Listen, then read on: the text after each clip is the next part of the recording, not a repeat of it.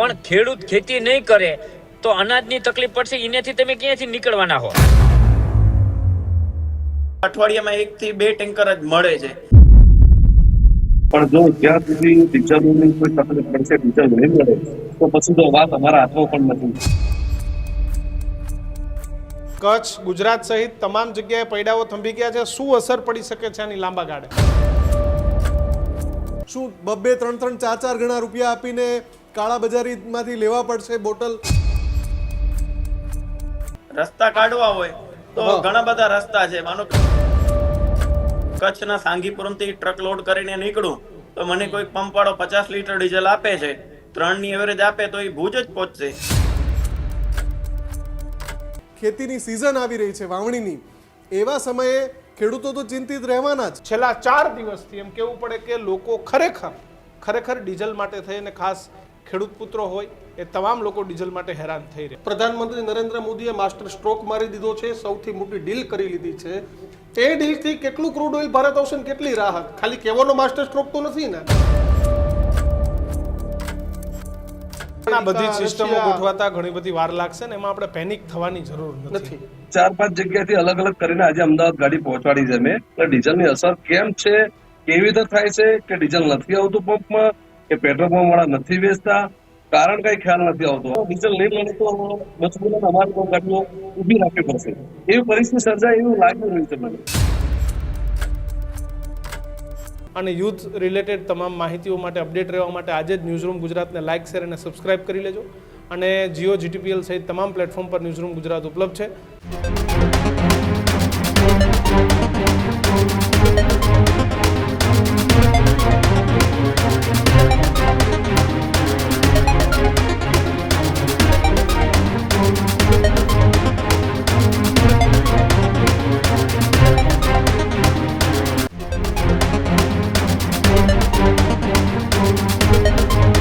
નમસ્કાર. વિશેષ રજૂઆત ગર્જનાત સાથે હું કિશન કાટેલે આપનું હાર્દિક સ્વાગત કરું છું અને હું છું દીક્ષિત ઠકરાર. આજના ગર્જનાતમાં વાત કરવી છે દઝાડતા ડીઝલના ડખ્ખાની.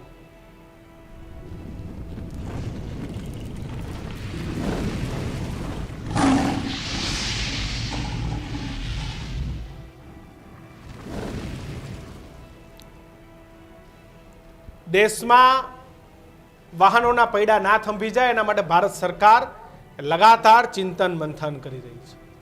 દેશમાં નાનામાં નાના માણસ સુધી ડીઝલનો જથ્થો પહોંચી જાય એના માટે સતત ભારતના તમામ જે પેટ્રોલિયમ કંપની છે, એટલે કે આઈપીસીએલ હોય, બીપીસીએલ હોય, એ તમામ કંપનીઓ એવા સતત પ્રયત્ન કરી રહી છે.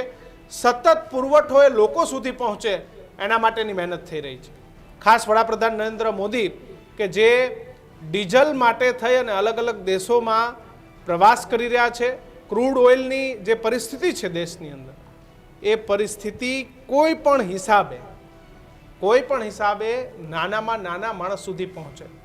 પણ ખેર આજે કહેવું પડે કે બધી પરિસ્થિતિઓની વચ્ચે ગુજરાતમાં ક્યાંક ડીઝલની કટોકટી સર્જાણી છે. ખાસ કરીને મોટા વાહનો એટલે કે બસ, ટ્રક, જેસીબી સહિત જે કન્સ્ટ્રક્શન સાઇટ, આ તમામ જગ્યાએ ડીઝલોની અછત છે. ઘણી બધી ઇન્ડસ્ટ્રીઓ પણ ડીઝલના કારણે સર્વાઈવ કરી રહી છે, જેને રોજનું 500, 1000, 5000 કે 50000 લીટર ડીઝલની જરૂર પડે છે.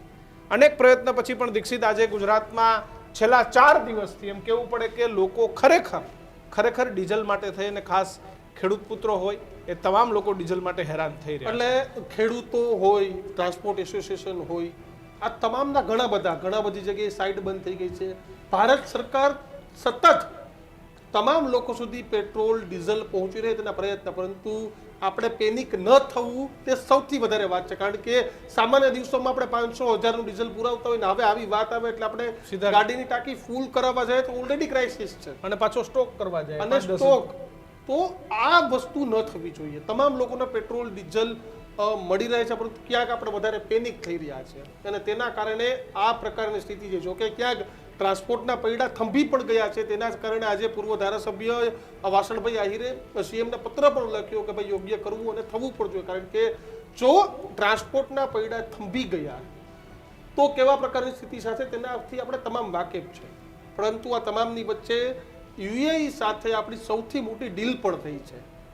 પ્રધાનમંત્રી નરેન્દ્ર મોદીએ એક ડીલ પણ કરી છે ને જેમાં જે આખી પાઇપલાઇનનું કામ યુએઈએ કિશન 50% પૂરું કરી દીધું છે અને જો ત્યાંથી આવશે તો બહુ મોટો ક્રૂડ ઓઇલનો જથ્થો પણ છે, પણ તે પણ ભારતને મળી રહેશે.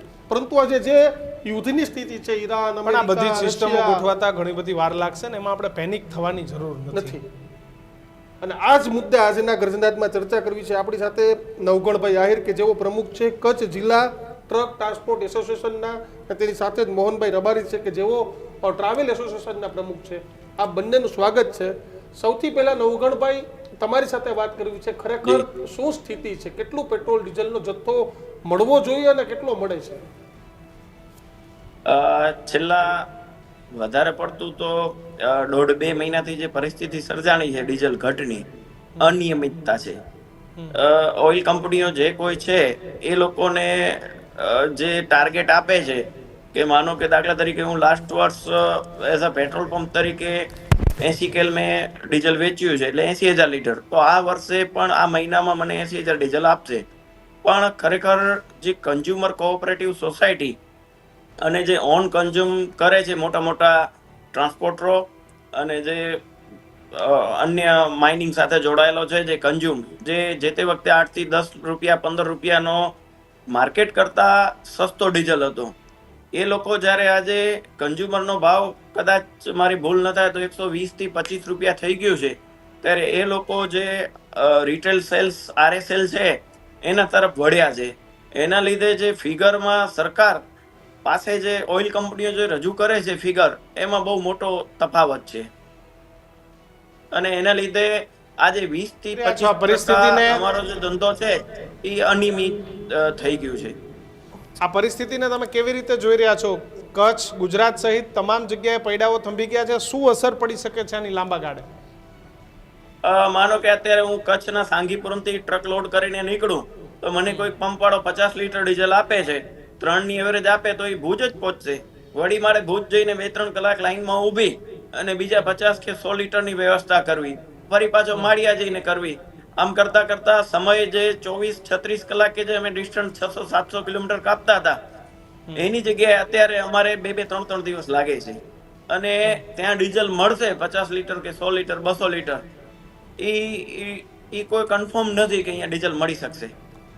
કેવા પ્રકારની સ્થિતિઓ થઈ રહી છે નવગણભાઈ? ખાસ કારણ કે પેટ્રોલ ડીઝલનો જથ્થો ઓછો પડી રહ્યો છે. કેટલું ડીઝલ ઘણી બધી જગ્યાએ સૌરાષ્ટ્ર એવી જગ્યા છે કે 1000-1500 રૂપિયાનું ડીઝલ મળી રહ્યું છે, ત્યાં કેવી સ્થિતિ છે?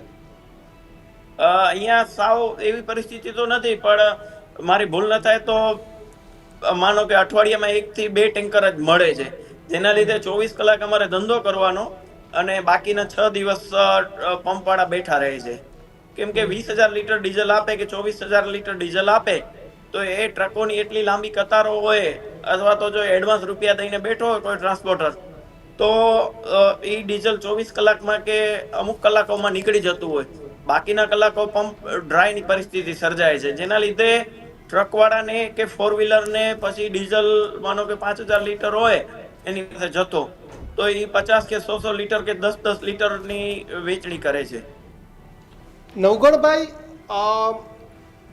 તમને પણ ખબર છે, બધાને ખબર છે કેવા પ્રકારની સ્થિતિનું નિર્માણ થયું છે અત્યારે.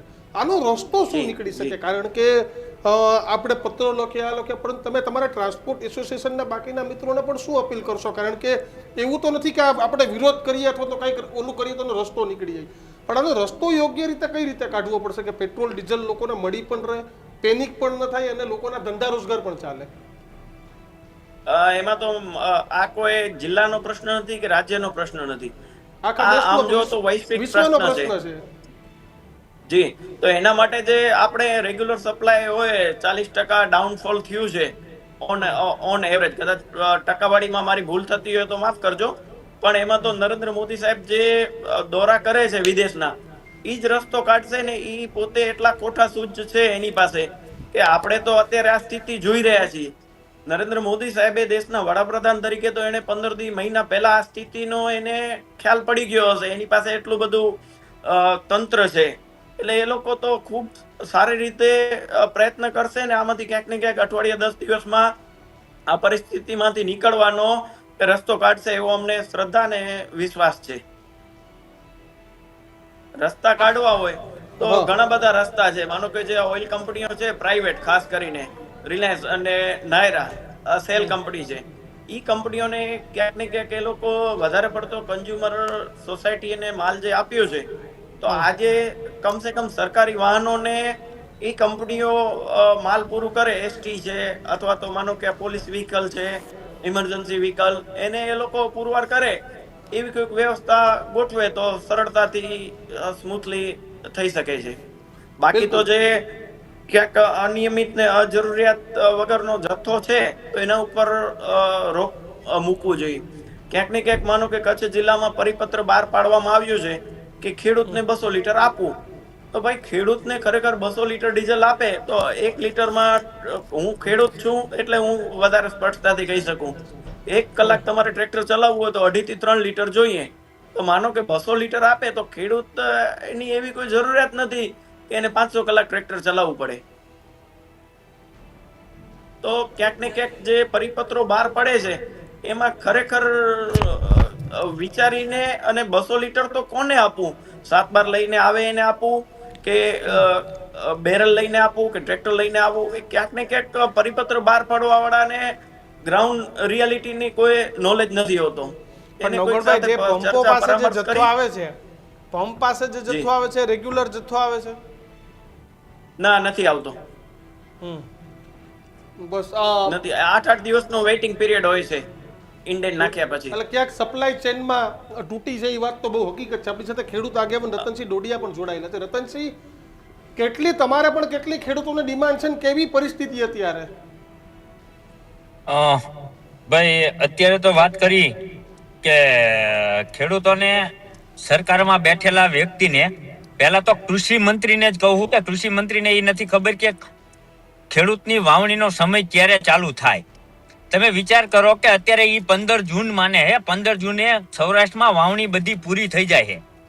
અત્યારે ખેડૂત 1 મે થી વાવણી ચાલુ થાય, તે 15 મે થી તો કપાસ 1 મે થી ચાલુ કરી દે છે. 15 મે પછી મગફળીના વાવેતરના ઓરવણ ચાલુ થઈ જાય, અને 15 મે પછી 15 જૂન સુધીમાં તો 90% વાવેતર અમારે પૂરા થઈ જાય છે. તો હવે અત્યારે હાલની તારીખમાં અમને ડીઝલ નથી મળતું, એટલે મોટામાં મોટી તકલીફ અમારી વાવણી મોડી થાય છે. તો અમારી વાવણી મોડી થવાથી કિશનભાઈ, કે આ સિઝનની, ચોમાસુ સિઝનની વાવણી મોડી થાય છે એટલે અમને શિયાળુ મોડું થાય, શિયાળુ મોડું થાય એટલે અમે ઉનાળુ ઉત્પાદન નહીં લઈ શકીએ. એટલે નવગણભાઈ, રતનસિંહ ડોડિયા ખેડૂત છે, એને પણ પોતાની વ્યથા સંભળાવી. મારો તમને છેલ્લો સવાલ છે કે તમે સરકારમાં રજૂઆત કરી, વાત કરી, કેવા પ્રકારનો જવાબ તમને સરકાર તરફથી મળી રહ્યો છે અત્યારે? સરકાર ખૂબ પ્રયત્નશીલ છે, અને ક્યાંક ને ક્યાંક મેં જેમ અગાઉ વાત કરી કે નરેન્દ્ર મોદી સાહેબ જે વિદેશ પ્રવાસમાં છે, કે જે યુએઈ થી અથવા તો માનો કે હોર્મોઝ ખાડી બંધ થવાના લીધે જે કાંઈ આપણી સપ્લાય લાઈન બ્રેક થઈ છે, એ કઈ રીતે ક્યાંથી ડાયવર્ટ કરી, રશિયાથી કે અન્ય જગ્યાએથી ક્રૂડ ઓઇલ મળી રહે, એના માટે સરકાર પ્રયત્નશીલ છે અને ખૂબ સારી રીતે રસ્તો નીકળશે. થોડા દિવસ તકલીફ છે, તો સૌનો સાથ અને ક્યાંક ને ક્યાંક પોતાની જવાબદારી સમજી અને ઓછામાં ઓછું ડીઝલનો વપરાશ કઈ રીતે થાય એના માટે સાથે મળીને પ્રયત્નો કરવા જોઈએ. બિલકુલ.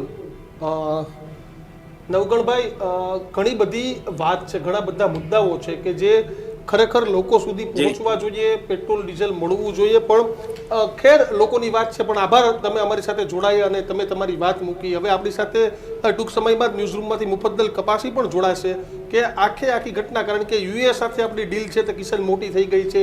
એલપીજીને લઈને પણ રાહતના સમાચાર આવી રહ્યા છે. એટલે કે એવું નથી કે માઠા સમાચાર, રાહતના સમાચારો પણ મળી રહ્યા છે અત્યારે. કે બિલકુલ, એટલે ચારે બાજુ પરિસ્થિતિ એવી છે કે ક્યાંક લોકોમાં ગભરામણ છે, એટલે લોકો પોતાની જરૂરિયાત કરતાં વધારે ડીઝલ લેવા નીકળે છે.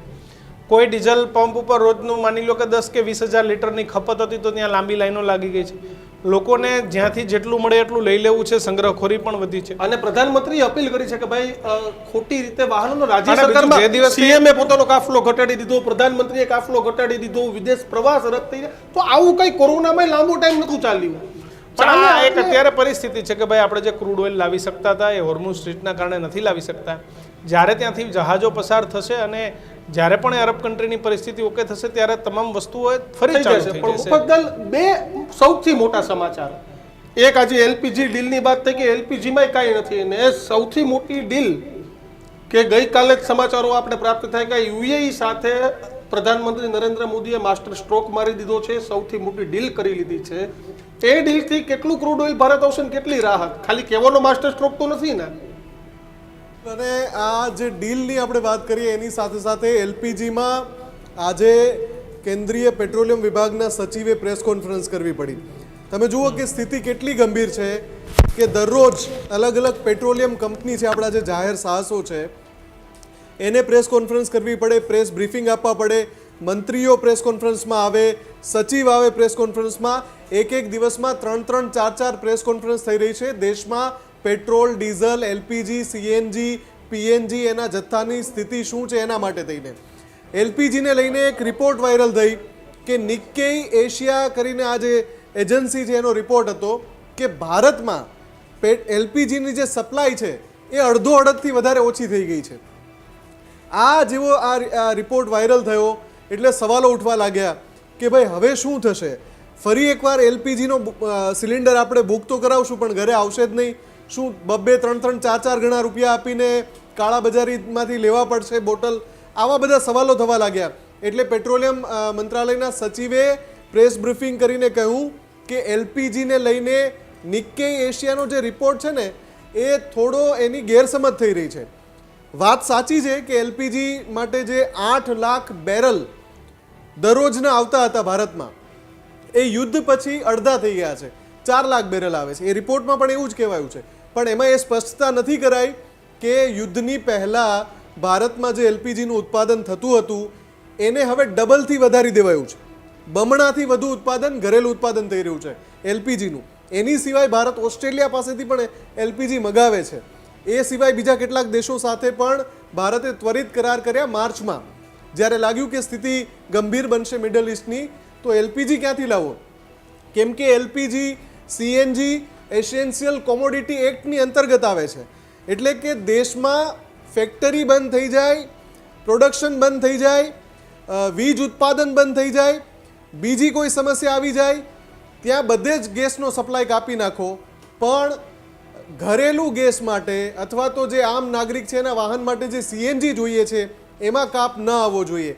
એસેન્શિયલ કોમોડિટી એક્ટ અંતર્ગત એને લાવી દીધો એટલે ત્યાં સપ્લાય પૂરો છે. આની સાથે જે સચિવ છે એમણે એવું કહ્યું કે મારી પાસે છેલ્લા 3 દિવસના આંકડા છે. છેલ્લા 3 દિવસમાં દેશમાં એલપીજી સિલિન્ડરનું બુકિંગ કેટલું થયું? 1.32 કરોડ સિલિન્ડર. એની સામે દેશભરમાં છેલ્લા 3 દિવસમાં ડિલિવરી કેટલી થઈ? 1.34 કરોડ સિલિન્ડર. એટલે કે અત્યારે સ્થિતિ એવી છે કે એલપીજી જેટલું બુકિંગ થઈ રહ્યું છે એનાથી વધારે ડિલિવરી થઈ રહી છે. એટલે કે કેન્દ્ર સરકાર પાસે અથવા તો પેટ્રોલિયમ વિભાગ પાસે, પેટ્રોલિયમ કંપનીઓ પાસે એલપીજીનો પૂરતો જથ્થો છે. આમાં સમસ્યા એ થઈ રહી છે કે ઘણા બધા અહેવાલો ભ્રામક રીતે ફેલાવાઈ રહ્યા છે અથવા તો સત્યથી વેગળા છે. એના કારણે પણ એક પેનિક બાઇંગની સિચ્યુએશન આવે છે. પછી લોકો એડિશનલ બુકિંગ કરાવવા લાગે છે કે યાર ફરી પાછું લાઇનમાં ઊભું રહેવું પડશે. એના માટે થઈને ક્યારેક એવી સ્થિતિ સર્જાય કે સિલિન્ડર મળતા નથી. બાકી સિલિન્ડર પૂરો જથ્થો છે, એલપીજી જોઈએ એટલો છે સરકાર પાસે, એમાં બિલકુલ કોઈ અછતની સ્થિતિ નથી. વાત આવીને ત્યાં અટકે છે કે તો પછી પેટ્રોલ ને ડીઝલમાં કેમ આવું થઈ રહ્યું છે? હવે અહીંયા જે સપ્લાય ચેઇન છે, વિતરણ વ્યવસ્થા, એ વિતરણ વ્યવસ્થામાં ક્યાંક તો કોઈ ગેમ કરી રહ્યું છે. કોઈ તો ખેલ કરી રહ્યું છે કે પેટ્રોલ ડીઝલ માટે જે પેટ્રોલ પંપ નિર્ધારિત થયેલા છે ત્યાં સુધી એ જથ્થો માત્રામાં પહોંચી રહ્યો નથી. અથવા તો એક પેટ્રોલ પંપ પર ધારી લઈએ કે 1 લાખ લીટર પેટ્રોલ ને ડીઝલ વેચાતું હોય, એની બદલે ત્યાં 1.25 લાખ લીટરની ખરીદી કરવા કે 1.5 લાખ લીટરની ખરીદી કરવા લોકો પહોંચી ગયા છે. એટલે પેનિક બાઇંગના કારણે પણ ઘણા બધા પેટ્રોલ પંપ પર સ્ટોક નથીના પાટિયા ઝૂલી રહ્યા છે. હકીકત જે પણ હોય પણ સરકારે આને નિયંત્રિત કરવું પડશે. કેમ કે ઘણી બધી જગ્યાએ સ્થિતિ કાબૂની બહાર જઈ રહી છે. એવા દ્રશ્યો આપણે જોઈ રહ્યા છીએ કે જે આપણે છેલ્લા કેટલાક વર્ષોમાં ન જોયા હોય એ પ્રકારના દ્રશ્યો જોઈ રહ્યા છે. અને સામે જ્યારે ખેતીની સિઝન આવી રહી છે વાવણીની, એવા સમયે ખેડૂતો તો ચિંતિત રહેવાના જ, પણ અહીંયા પેનિક બાઇંગથી બચવું પડશે. એટલે કે અછતના ડરે એડવાન્સમાં વધારાની ખરીદી કરવાથી રોકાવું પડશે, તો જ સ્થિતિ થોડી સામાન્ય થઈ શકશે. બિલકુલ મુફદ્દલ ટ્રાવેલ એસોસિએશનના પ્રમુખ પણ આપણી સાથે જોડાયેલા છે. આજે જ મેં એક સમાચારમાં હેડલાઇન વાંચી હતી કે ટ્રાવેલ્સના ભાડા નથી વધવાના. કેવા પ્રકારની સ્થિતિ તમારી પર છે? કારણ કે ડીઝલ પૂરતું મળે છે કે નહીં? કદાચ ભાવ 2-3 રૂપિયા વધ્યો છે, પણ તમને મોહનભાઈ ડીઝલ પેટ્રોલ પૂરતું મળે છે કે નહીં? નહીં, ટીચરની તો અસર તો છે 100%. વસ્તુ છે. હું તમને વધારતો નથી કે હું ગઈકાલે જ વાત કરું છું. ગઈકાલે જે મારી કંપનીની મીટિંગ હતી તેમાં મને લગભગ ડીઝલ મળ્યું હતું. લગભગ ડ્રાઈવરના ફોન આવ્યા 4 થી 5 પેટ્રોલ પંપની અલગ અલગ જગ્યાએથી થોડું ડીઝલ નખાયું. અને મેં તેમને રજૂઆત બી કરી ડીઝલ પંપને કે ભાઈ આ ગાડી પેસેન્જર વાહન છે, જીવન જરૂરિયાત છે, તમે કંઈ પણ કરીને અમને થોડું ઘણું ડીઝલ આમાં નાખી દો. એટલે એવી રીતે 4-5 જગ્યાથી અલગ અલગ કરીને આજે અમદાવાદ ગાડી પહોંચાડી છે મેં. એટલે ડીઝલની અસર કેમ છે, કેવી રીતે થાય છે કે ડીઝલ નથી આવતું પંપમાં, કે પેટ્રોલ પંપ વાળા નથી વેચતા, કારણ કઈ ખ્યાલ નથી આવતો. આમાં પેસેન્જર અને પબ્લિકને પણ બહુ ખૂબ જ હેરાન થવું પડે છે. બિલકુલ.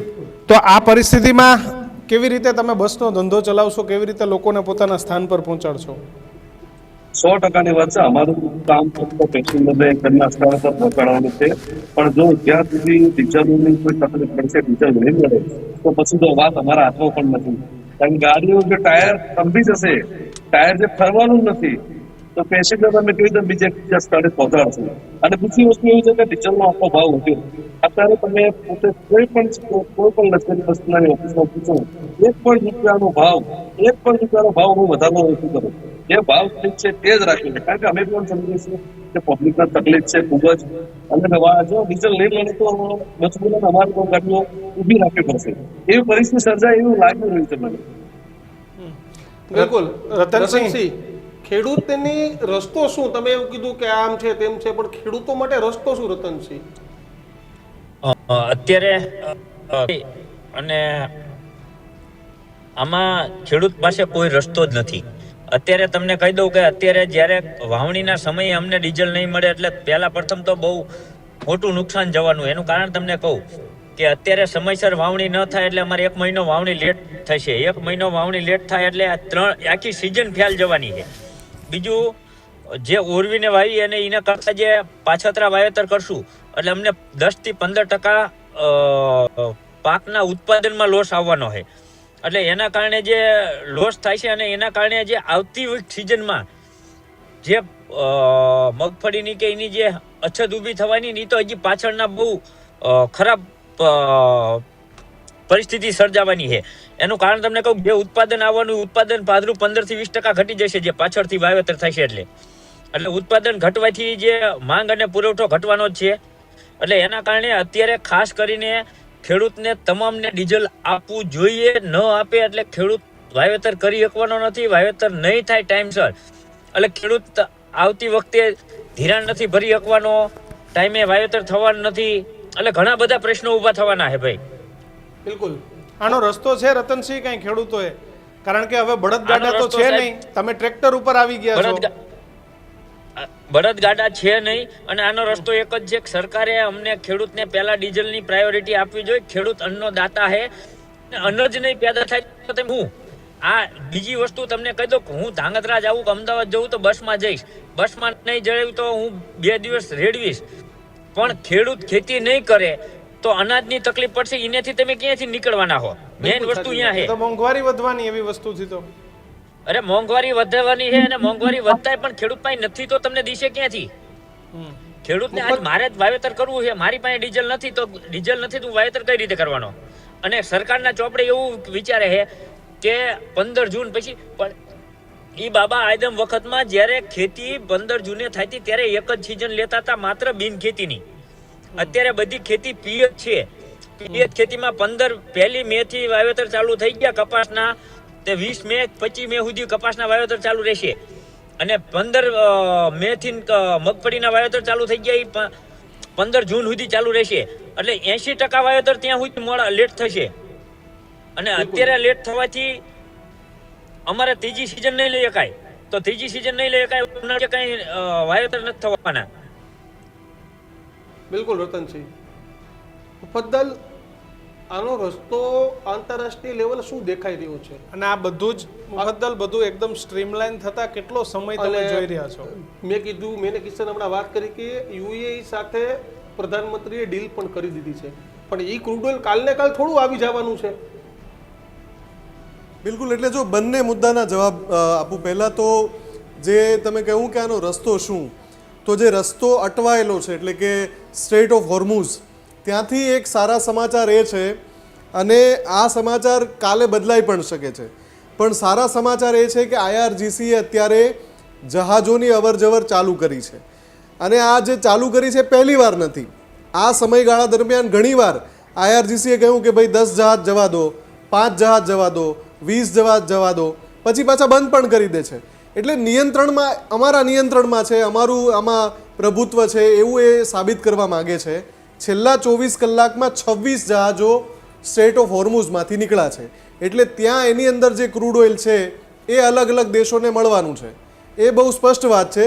પણ બીજી બાજુ યુએઈનો જે મુદ્દો છે કે યુએઈ સાથે ભારતે લાંબા ગાળાનો કરાર કર્યો છે, અને એ કરાર છે LPG અને ક્રૂડ ઓઇલ બંનેનો જથ્થો ભારતને જ્યાં સુધી જરૂરિયાત છે ત્યાં સુધી આપવાનો, અને એક સ્ટ્રેટેજિક રિઝર્વ તૈયાર કરવાનું ભારતમાં, જેમાં 3 crore barrel crude oil UAE ભરશે. એટલે યુએઈ જથ્થો મોકલાવશે, સ્ટ્રેટેજિક રિઝર્વ બનશે ભારતમાં, પણ એમાં જે જથ્થો ભરવાનો છે એ યુએઈ ભરશે. એના ઉપર સૌથી પહેલો અધિકાર વિપરીત પરિસ્થિતિમાં ભારતનો રહેશે.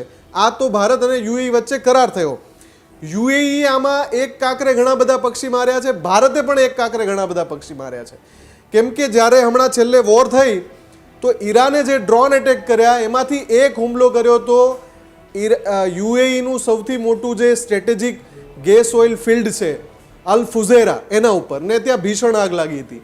અલ ફુઝેરામાં જ યુએઈ પોતાનો ઘણો બધો જથ્થો સ્ટોર કરે છે.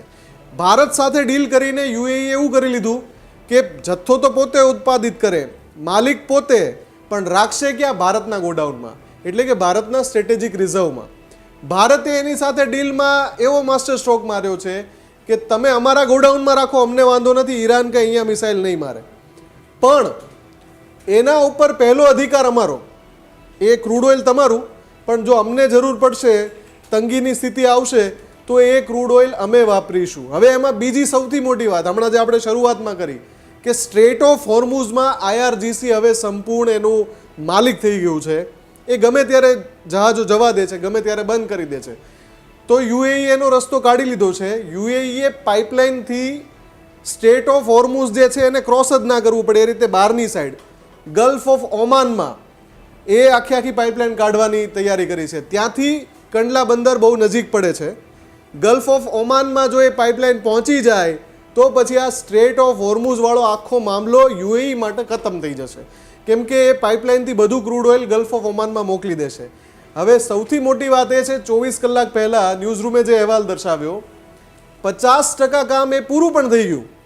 આમ તો 2027ની શરૂઆતમાં એ પાઇપલાઇનનું કામ પૂરું થવાનું હતું, પણ જે સ્પીડ અત્યારે એમણે જોયું કે ભાઈ આ તો વિકટ પરિસ્થિતિ છે, તેલના કૂવામાંથી એકવાર તેલ નીકળવાનું શરૂ થાય પછી એ રોકી શકાતું નથી, એ સતત કાઢવું જ પડે. ન કાઢો તો પછી જેવું ઈરાનમાં હમણાં ખર્ગ આઇલેન્ડમાં થયું કે તેલનો રિસાવ થવા લાગ્યો, એટલે તેલ સમુદ્રમાં વહેવા લાગ્યું, એ પરિસ્થિતિ ઊભી થાય.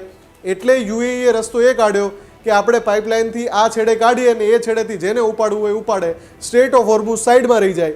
એટલે એ આખો માસ્ટર સ્ટ્રોક છે. એમાં 50% કામ પૂરું થઈ ગયું છે. યુએઈ બધી જ શક્તિ લગાડીને જે નિર્ધારિત સમયગાળો છે એનાથી પહેલાં એ પાઇપલાઇનનું કામ પૂરું કરવા માંગે છે. જોકે એમાં પણ હજુ સમય ઘણો લાગશે, ઘણા મહિના નીકળી જશે. ત્યાં સુધી આપણે નિર્ભર રહેવું પડશે કે IRGC સાથે ભારત ઈરાન સાથે વાતચીત કરે. એ વાતચીત પણ શરૂ થઈ ગઈ છે. એમાં પણ અપડેટ એ છે કે એસ જયશંકર, ભારતના વિદેશ મંત્રી, ઈરાનના વિદેશ મંત્રી સૈયદ અબ્બાસ અરાઘચી સાથે સંપર્કમાં છે, અને ભારતે સ્પષ્ટ મેસેજ મોકલાવ્યો છે કે ભારતની ઉર્જા જરૂરિયાતો માટે જે જહાજો ત્યાંથી નીકળવાના છે એને ઈરાન ન રોકે સ્ટ્રેટ ઓફ હોર્મુઝમાં. ઈરાનનો જવાબ આપવાનો બાકી છે, પણ ઈરાન ન રોકે એવો કડક અને સ્પષ્ટ મેસેજ ભારતે મોકલી દીધો છે. આપણને એ જાણવા મળશે ટૂંક જ સમયમાં કે તમામ ભારતીય જહાજો ત્યાંથી વિના કોઈ રોકટોક નીકળી રહ્યા છે, અને ભારત તરફ રવાના થઈ ગયા છે.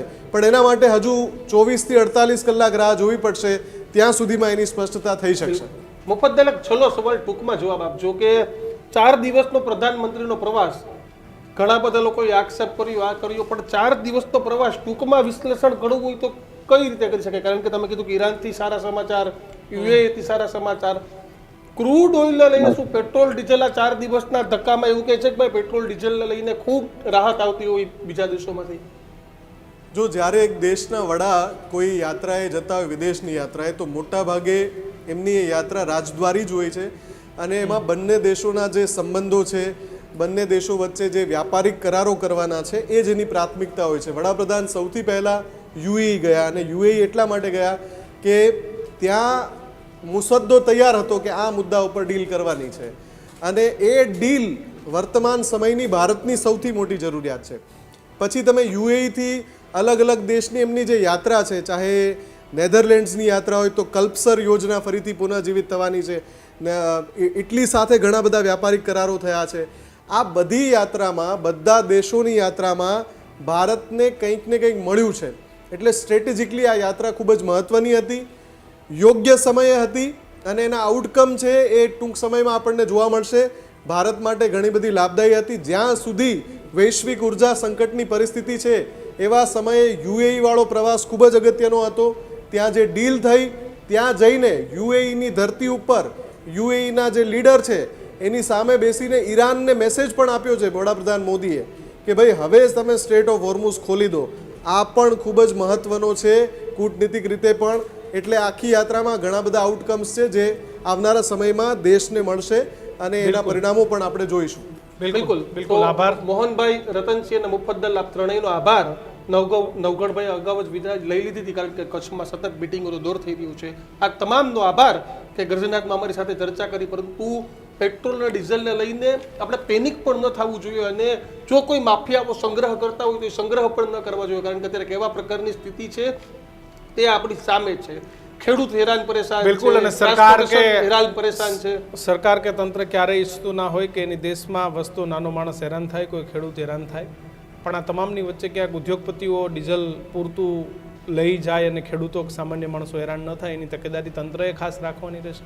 ભલામણો કરતા જરૂરિયાતવાળા લોકોને ડીઝલ મળે એવી ભલામણો કરવી જોઈએ કે ભાઈ તમે પહેલા, સૌથી પહેલા તમે અન્નદાતાને ડીઝલ આપો, ત્યારબાદ સરકારે ખૂબ સારું પગલું લીધું છે કે ભાઈ જે ડાયરેક્ટ ડીઝલના પોતાના પંપ હતા એવી પ્રાઇવેટ જે ડીઝલ કંપનીઓ હતી દીક્ષિત, એના ભાવ સીધા વધારી દીધા છે, એટલે સંગ્રહ ન થાય, સંગ્રહ પણ ન થાય, અને એ લોકો જરૂરથી વધારે. જો કે એનો ઉલટી અસર એ છે કે એ લોકો હવે ખાનગી માર્કેટમાંથી ડીઝલ ખરીદવા માંડ્યા છે, જેના કારણે ક્યાંક નાના લોકોને હેરાનગતિ થઈ રહી છે. પણ નિર્ણયો ખૂબ સમજી વિચારીને થવા જોઈએ. તમારું શું માનવું છે? તમારા વિસ્તારમાં ડીઝલની શું પરિસ્થિતિ છે? તમને ડીઝલ નથી મળ્યું તો તમે કયા ક્ષેત્રમાં પોતાની નુકસાની ભોગવી રહ્યા છો એ ખાસ કમેન્ટ બોક્સમાં લખજો. અને યુથ રિલેટેડ તમામ માહિતીઓ માટે, અપડેટ રહેવા માટે આજે જ ન્યૂઝરૂમ ગુજરાતને લાઇક, શેર અને સબસ્ક્રાઇબ કરી લેજો. અને જીઓ, GTPL સહિત તમામ પ્લેટફોર્મ પર ન્યૂઝરૂમ ગુજરાત ઉપલબ્ધ છે. તો જોતા રહેજો ન્યૂઝરૂમ. નમસ્કાર.